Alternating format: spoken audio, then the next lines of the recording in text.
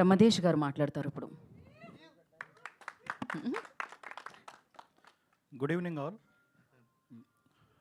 ఈ గుర్తుకొస్తున్నాయనే ప్రాజెక్ట్ నేను ఈటీవీలో స్టార్ట్ అయిన ఒక 2 మంత్స్కి ఈ ప్రాజెక్ట్ హ్యాండిల్ చేయమని నాకు ఈ అవకాశం ఇచ్చిన నితిన్ గారికి, సాయి గారికి చాలా థ్యాంక్స్. సరిగ్గా 1 ఇయర్ నిన్ననే 1 ఇయర్ అయిందండి ఈ ప్రాజెక్ట్ స్టార్ట్ అయ్యి, ఈ ప్రాజెక్ట్ అప్రూవల్ వచ్చి. సో ఎన్ని ఇబ్బందులు వచ్చినా మమ్మల్ని ముందుకు గైడ్ చేస్తున్న మా సాయి గారికి, అలాగే మా నితిన్ గారికి అండ్ బాపినేడు గారికి చాలా థ్యాంక్స్.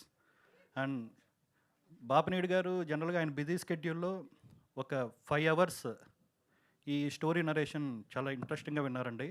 ఆయనకు ఎంతో నచ్చి ఎంజాయ్ చేసిన స్టోరీ ఇది. సో ఆయన ఎక్స్పెక్టేషన్స్కి ఏమాత్రం తగ్గకుండా ఈ ప్రాజెక్ట్ వస్తుంది అండ్ వచ్చిందని మేము నమ్ముతున్నాము.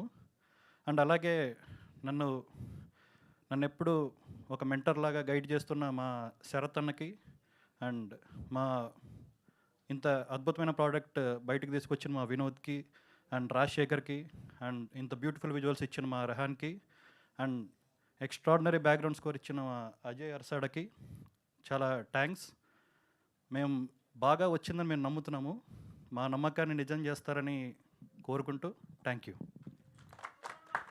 ఇంతకీ ఇది సిరీసా, సినిమానా? అది మీరే చూడండి.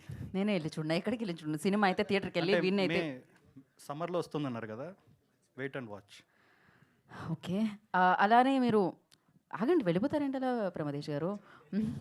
గుర్తుకొస్తున్నా చేస్తున్న టైంలో సో మీరు మర్చిపోయిన ఒక విషయం, గుర్తొచ్చిన ఒక మంచి విషయం, అదొక సినిమా చేయొచ్చా? 2